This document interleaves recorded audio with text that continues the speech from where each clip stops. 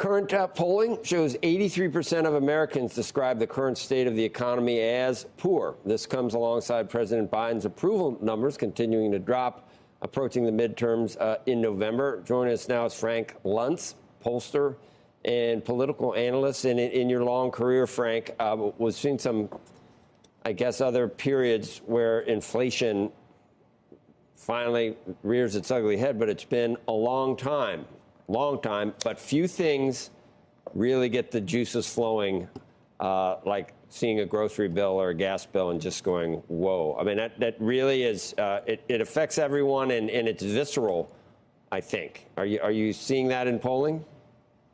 Yes, we are. And the tragedy is that we've tried to explain this to the Biden administration because they're the ones that need to know, and they've refused the presentation. So on your show, I'm going to tell you what I would have told them if they had only listened. We are 13 days away from an absolute explosion on inflation. There are 3 holidays, there are 3 moments when Americans take to the roads and when Americans buy more food than at any other time of the year. Christmas, Thanksgiving, and the 4th of July weekend. And everyone's going to be filling up their car 13 days from now, and they can't put $40 or $50 in their tank. They actually have to fill it up, and that's when the explosion hits. They can't just buy 80% of what they want. They have to fill their shopping carts for the barbecues and the cookouts. And 13 days from now, the American people are going to come face to face with these higher prices and face to face with the fact that they can't afford it. You have to go back to 2009, 13 years ago, to find a time when these economic numbers are as bad as they are today. And the difference is that back then it affected roughly 60% of the population. Now, with inflation, no matter who you are, no matter where you live, no matter how much you make, you're impacted by it.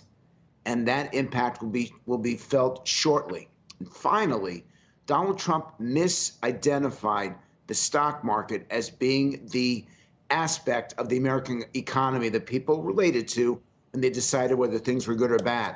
Joe Biden is misidentifying jobs. Right now, you only have a tiny percentage of Americans that feel in any way insecure or unaffected. But inflation touches everyone everywhere.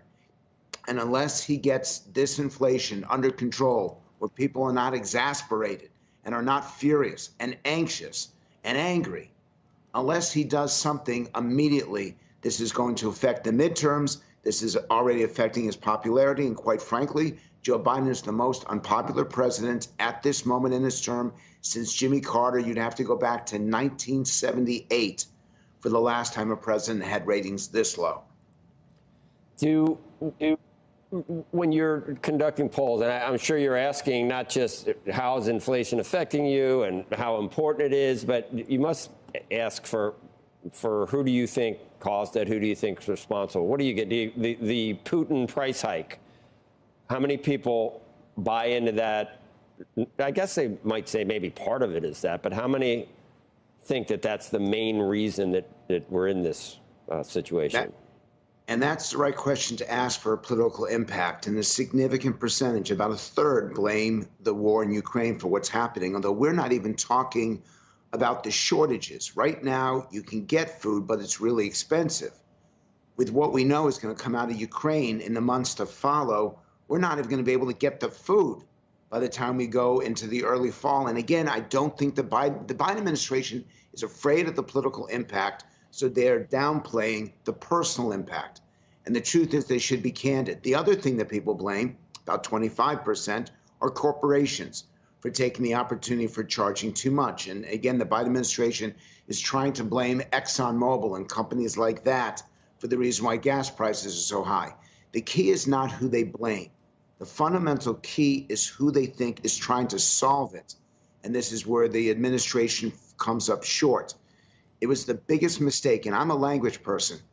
And that word that they used again and again for the first couple months, that this is only transitory, there are millions of people, literally millions, who now know what that word means and now blame the administration for not doing more. So looking backward, they're not necessarily blamed for having ignored it or for having not done enough. But looking forward, they're absolutely held responsible for why this problem is getting worse and worse.